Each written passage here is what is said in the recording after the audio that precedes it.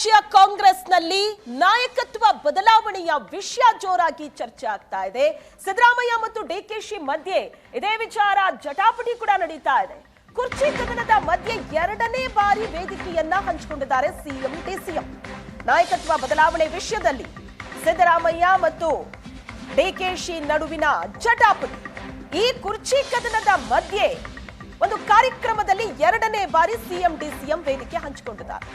ಶಿಡ್ಲಘಟ್ಟದಲ್ಲಿ ನಡೆದಂತ ಸರ್ಕಾರಿ ಕಾರ್ಯಕ್ರಮ. ಸಿಎಂ ಮತ್ತು ಡಿಸಿಎಂ ಇಬ್ರು ಈ ಕಾರ್ಯಕ್ರಮದಲ್ಲಿ ಭಾಗಿಯಾದ್ರು, ಮುಖಾಮುಖಿಯಾದ್ರು. ಶಾಸಕರ ಬಲಾಬಲಕ್ಕೆ ಇಳಿದ ಬೆನ್ನಲ್ಲೇ ಎರಡನೇ ಬಾರಿ ಸಿಎಂ ಡಿಸಿಎಂ ಮುಖಾಮುಖಿಯಾಗಿರೋದು. ವಿವಿಧ ಕಾಮಗಾರಿಗಳ ಉದ್ಘಾಟನೆ, ಶಂಕುಸ್ಥಾಪನೆ ಕಾರ್ಯಕ್ರಮ ಇದು. ಶಿಡ್ಲಘಟ್ಟದಲ್ಲಿ ನಡೆದಂತ ಸರ್ಕಾರಿ ಕಾರ್ಯಕ್ರಮದಲ್ಲಿ ಮುಖ್ಯಮಂತ್ರಿ ಮತ್ತು ಉಪಮುಖ್ಯಮಂತ್ರಿ ಇಬ್ರು ಭಾಗಿಯಾದ್ರು ಒಂದೇ ವೇದಿಕೆಯಲ್ಲಿ.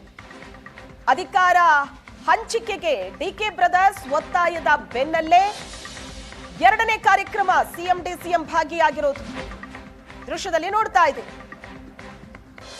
ಈ ಎಲ್ಲ ಚರ್ಚೆಯ ನಡುವೆ ಸಿಎಂ ಡಿಸಿಎಂ ಒಟ್ಟಿಗೆ ಒಂದೇ ಕಾರ್ಯಕ್ರಮ, ಒಂದೇ ವೇದಿಕೆಯಲ್ಲಿ ಕಾಣಿಸಿಕೊಂಡಿರೋದು ಇದೊಂದು ರೀತಿ ಕುತೂಹಲವೇ. ನಾಯಕತ್ವದ ವಿಚಾರದಲ್ಲಿ ಜಟಾಪಟಿ ನಡೀತಾ ಇದೆ. ಎರಡೂ ಬಣಗಳು ಕೂಡ ಆಕ್ಟಿವ್ ಆಗಿದೆ.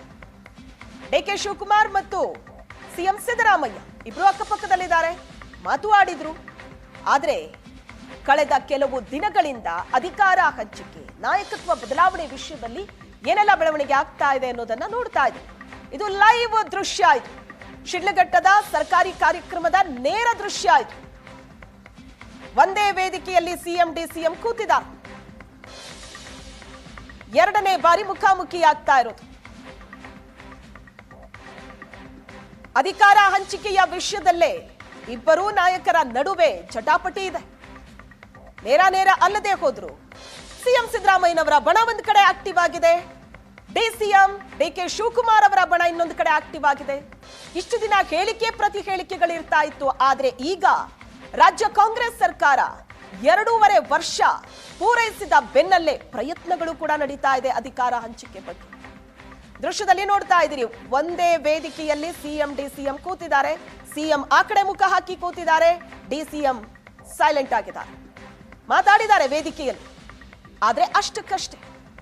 ಯಾಕಂದ್ರೆ ಇಬ್ಬರ ನಡುವೆ ಸಿಎಂ ಕುರ್ಚಿಗಾಗಿ ಜಟಾಪಟಿ ನಡೀತಾ ಇದೆ. ಈ ಕಡೆ ಡಿಸಿಎಂ ಡಿಕೆ ಶಿವಕುಮಾರ್ ಹೇಳೋದು, ಈ ಹಿಂದೆ ಹೇಳಿರೋದು 2.5 ವರ್ಷ ಅಧಿಕಾರ ಹಂಚಿಕೆ ಆಗಿದೆ ಅಂತ. ಒಂದು ಖಾಸಗಿ ವಾಹಿನಿಯ ಇಂಟರ್ವ್ಯೂನಲ್ಲಿ ಆ ವಿಷಯವನ್ನ ಪ್ರಸ್ತಾಪ ಮಾಡಿ ಅದರ ಬಗ್ಗೆ ರಾಜ್ಯ ಮಟ್ಟದಲ್ಲಿ ಸಿಎಂ ಆಗ್ಲಿ ಅಥವಾ ಅವರ ಬಣದಲ್ಲಿರೋರಾಗ್ಲಿ ಯಾರು ಆ ಬಗ್ಗೆ ಮಾತಾಡಿಲ್ಲ. ಇಂಥದ್ದೊಂದು ಮಾತುಕತೆ ಆಗಿದೆಯಾ, ನಮಗದ್ರ ಬಗ್ಗೆ ಮಾಹಿತಿನೇ ಇಲ್ಲ ಅಂತ ಸ್ವತಃ ಗೃಹ ಸಚಿವರೇ ಹೇಳ್ತಾ ಇದ್ರು. ರಾಜ್ಯದಲ್ಲಿ ಕಾಂಗ್ರೆಸ್ ಅಧಿಕಾರ ರಚನೆಗೂ ಮುನ್ನ ದೆಹಲಿಯಲ್ಲೇನ್ ಮಾತುಕತೆ ಆಯ್ತು, ಆವಾಗ ಈ ವಿಷಯ ಮಾತುಕತೆ ಆಗಿತ್ತ ನಮಗ್ ಗೊತ್ತಿಲ್ಲ, ನಮ್ಮ ಗಮನಕ್ಕೆ ತಂದಿಲ್ಲ, ನಮ್ಮ ಮುಂದೆ ಹೈಕಮಾಂಡ್ ಇದ್ರ ಬಗ್ಗೆ ಮಾತು ಆಡಿಲ್ಲ, ಹಾಗಾಗಿ ನಮಗ್ ಗೊತ್ತಿಲ್ಲ. ಇದು ಇನ್ನುಳಿದವ್ರು ಹೇಳ್ತಾ ಇರೋದು.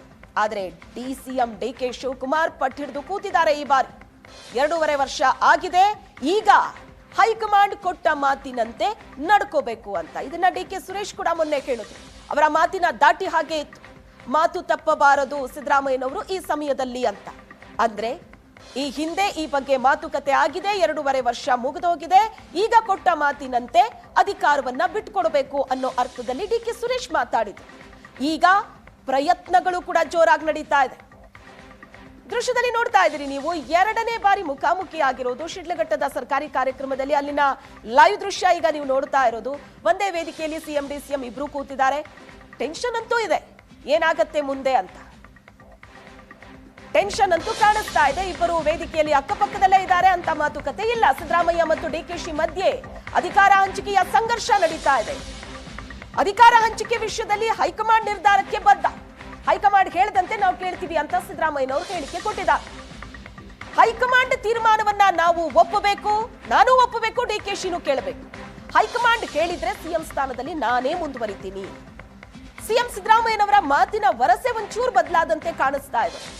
ಈ ಹಿಂದೆ ತನಕ ಸಿದ್ದರಾಮಯ್ಯನವರು ಹೇಳ್ತಾ ಇದ್ದಿದ್ದು, ಮುಂದಿನ 2.5 ವರ್ಷ ಕೂಡ ನಾನೇ ಸಿಎಂ, ಮುಂದಿನ ಬಜೆಟ್ ಕೂಡ ನಾನೇ ಮಂಡನೆ ಮಾಡ್ತೀನಿ, ಎಲ್ಲಿ ತನಕ ಜನ ಒಪ್ತಾರೋ ಅಲ್ಲಿ ತನಕ ನಾನೇ ಬಜೆಟ್ ಮಂಡನೆ ಮಾಡ್ತೀನಿ.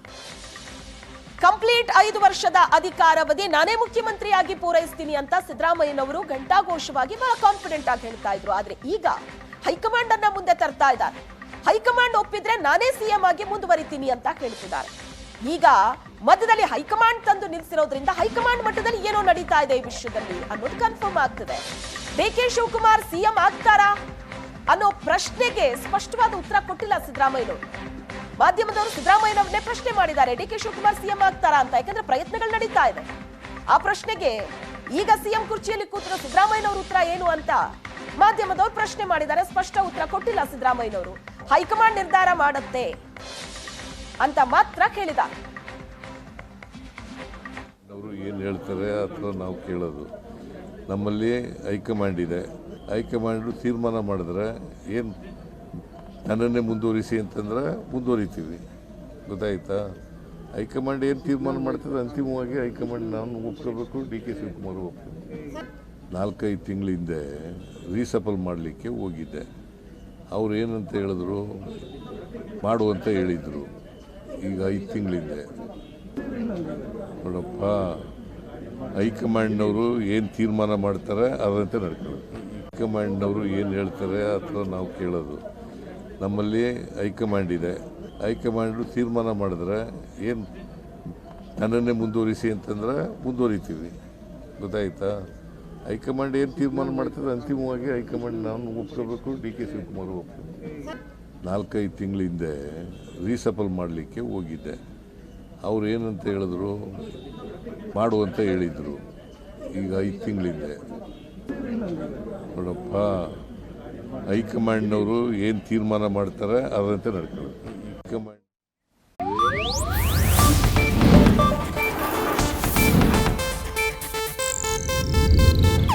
ಇದು ಏಷ್ಯಾನೆಟ್ ನ್ಯೂಸ್ ನೆಟ್ವರ್ಕ್ ಪ್ರಸ್ತುತಿ.